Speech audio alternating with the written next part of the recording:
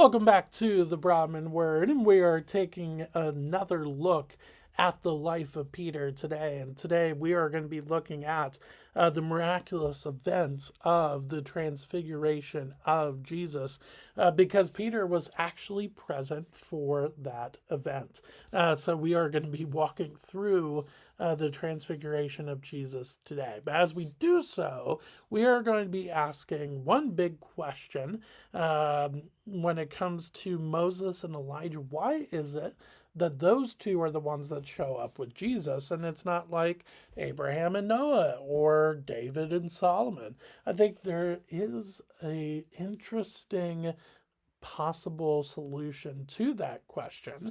And so we are going to be taking a look at that today. We're also going to just walk through the fact that Jesus is 100% man, but also 100% God as well. And then we'll even take a hint or a look at the Trinity too. So we are going to be in Matthew chapter 17 for most of the day. Today we are going to be in verses 1 through 9, but we're also, or you can also take a look at Mark chapter 9 and Luke chapter 9, because that is where the transfiguration can be found in those two gospels as well. But let's start and spend most of our time in Matthew chapter 17, starting in verse 1. And after 6 days, Jesus took with him Peter and James and John, his brother, and led them up a high mountain by themselves. All right, so right off the bat, you have a time frame, and that time frame really goes back to the chapter before, with the with the proclamation of Jesus, the proclamation slash confession of Peter about who Jesus is. But then, of course, also the just kind of bad decision making of Peter to rebuke Jesus, that we talked about last time as well. So it's about 6 days after that. Now, what's interesting with this is in Mark chapter 9, verse 2, you also see this. And after 6 days, Jesus took with him Peter and James and John. But in Luke chapter 9, verse 28, though, you have a slight difference. Now, about 8 days after these sayings, he took with him Peter and John and James and went up on the mountain to pray. So first off, you see a little bit more details what they were doing on that mountain. They were going up there to pray.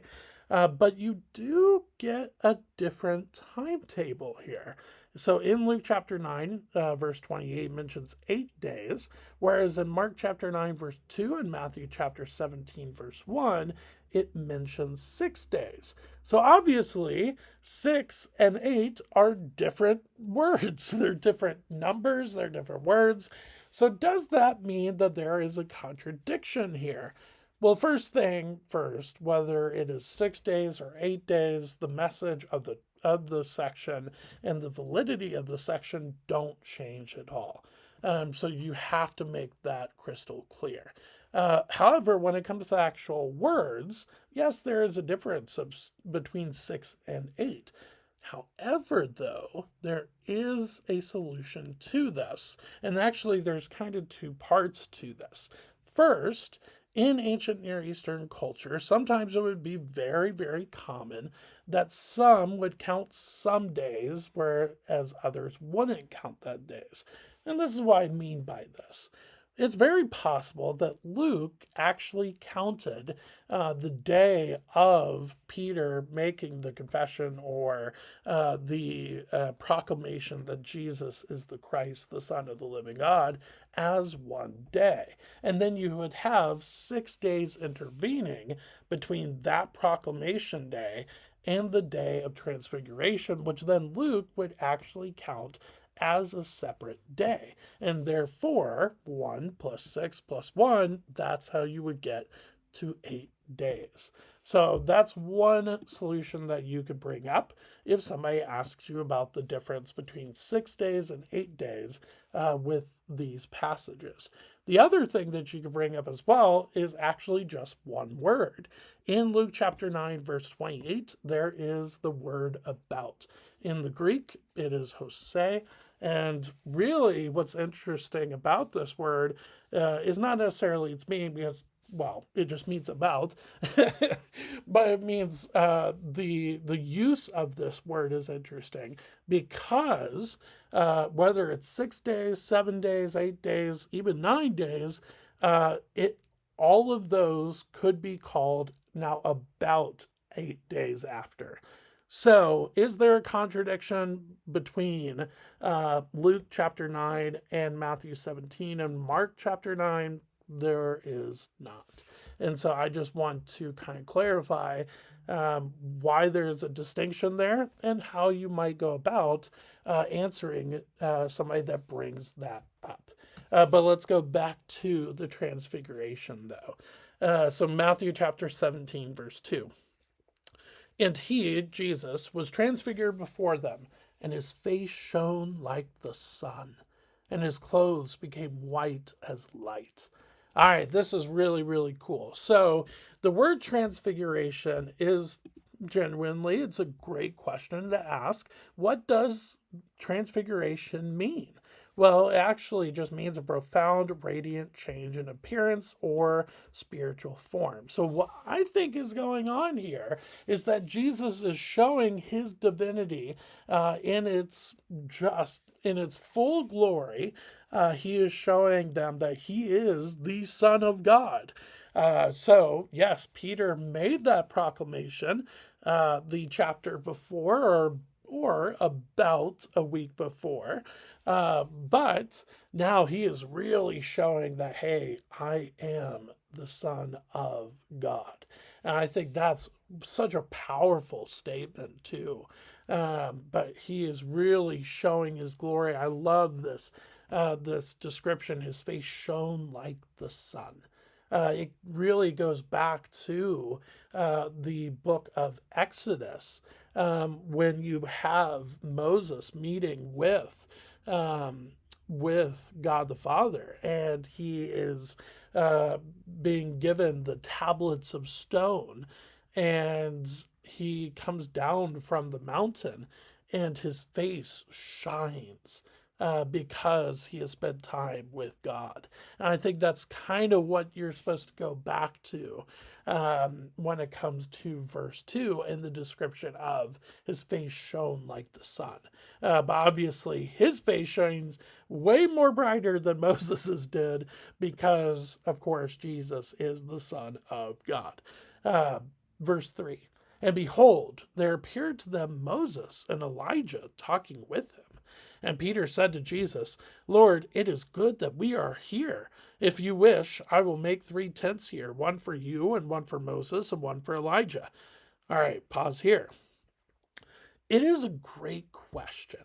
Why is it that Moses and Elijah are here instead of Abraham, Noah, David, Solomon, these great figures in the Old Testament? And don't get me wrong, Moses and Elijah are also great figures. But why is it that those two show up and not any of the others?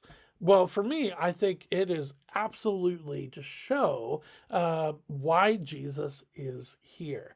And it is to show that he is going to be fulfilling the law and the prophets. And I think that is, it is so cool to see this, because it makes you look at the transfiguration event in such a different light. Because what is really going on here is that Moses, who is really connected with the law, of course, it's showing that, hey, I am here to fulfill the law. I am here to be the only sacrificial lamb that you need. And then and then Elijah is there to show that Jesus is fulfilling the prophets. He is there to show that, hey, I am the one that you have talked about, that you have been waiting for. I am the Messiah, the anointed one that was going to be coming at some point.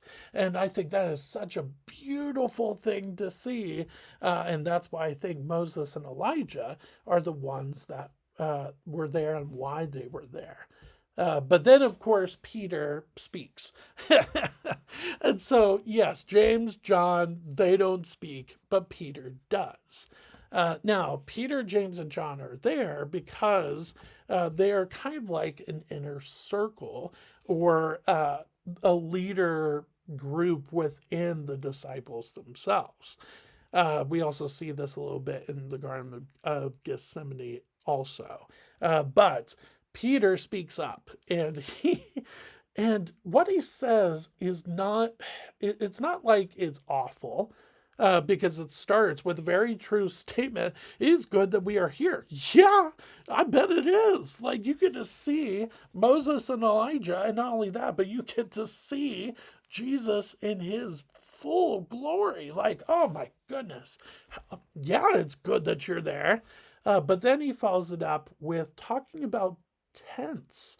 Now, some most likely kids have like, oh, so Peter just wants to camp out with Jesus, Moses, and Elijah. Of course, that's super cute and very funny. But actually, what this is getting at is kind of like the tabernacle, all the way back in the Pentateuch, or the books of the law with well, Pentateuch is first 5 books, but you have in the books of the law, though, Exodus, Leviticus, Numbers, Deuteronomy, you have the talk about the tabernacle, which comes before the building of the temple. And so the tabernacle is where you would meet with God. That is where God dwelt on top of the Ark of the Covenant. So for me, it is incredibly interesting that that shows up here, because I think it's really supposed to make you go back to that time. Now, God responds to what Peter is saying, and he does so really right away. Verse 5. Peter, was still speaking when, behold, a bright cloud overshadowed them, and a voice from the cloud said, "This is my beloved Son, with whom I am well pleased. Listen to him." There's so many connections here when it comes to the Old Testament, but there's also a connection with just something earlier in Jesus' ministry, and that's the words of God the Father here. "This is my beloved Son, with whom I am well pleased." So you're supposed to go all the way back to Jesus' baptism, which, of course, John would have been there at the baptism because he was one of the disciples of John the Baptist. I think that's really, really cool to see. But I think he mentions this because of what Peter says about the tents. But before we go into that, I do want to mention too the bright cloud. We see God and his glory, God the Father and his glory, with being connected with the cloud. You have the pillar of cloud in the book of Exodus, for instance, but you also have that being mentioned in just the books of the law as well. So I think that's really, really interesting. That is mentioning a cloud here at this point. But why is it that God the Father is asking for these 3 disciples to listen to Jesus? Is because or one of the thoughts is because Peter is actually trying to level Jesus, Moses, and Elijah as the same, because he wants to build 3 tents for them. Whereas God the Father is trying to say that Jesus is my one and only Son, with whom I am well pleased, and so therefore listen to him. I think that is so cool to think about. But it's also why the disciples respond the way that they do in verse 6. When the disciples heard this, they fell on their faces and were terrified. But Jesus came and touched them, saying, "Rise and have no fear." And when they lifted up their eyes, they saw no one but Jesus only. Here, I think, is where you see that Jesus is 100% God, but also 100% man. It's not that he is 50-50 or that he turns off like his divinity and his humanity like a valve. He is 100% God and he is 100% man. And I think this passage really shows that. And then, of course, with the voice of God the Father in verse 5, you also see the Trinity aspect as well. Even though the Spirit is not mentioned here specifically, we just go back to the fact that God is three persons in one essence. He is God the Father, God the Son, and God the Holy Spirit. And I think that is really, really cool to see in this passage. But then we'll end it with verse 9 here, which is kind of funny. Verse 9, and as they were coming down the mountain, Jesus commanded them, Peter, James, and John, tell no one the vision until the Son of Man is raised from the dead. What? It's literally just like, wait, we just saw this incredible thing and you want us to not mention it at all? Okay. Like, that would have been such a crazy moment for these three guys. They must have looked at each other like, are you serious? What did we just see? So that must have been a great, great moment. But here, with the transfiguration of Jesus, what a great and just magnificent moment where you see that Jesus is 100% man and 100% God as well. Yeah, what a great opportunity that must have been, and a privilege that must have been for Peter, James, and John to have seen that. But with that being said, thanks for spending a little bit of time with me today as we continue to walk through the life of Peter, and we will continue to do so next week. But thanks for spending time with me today. I will see you next week. Thanks.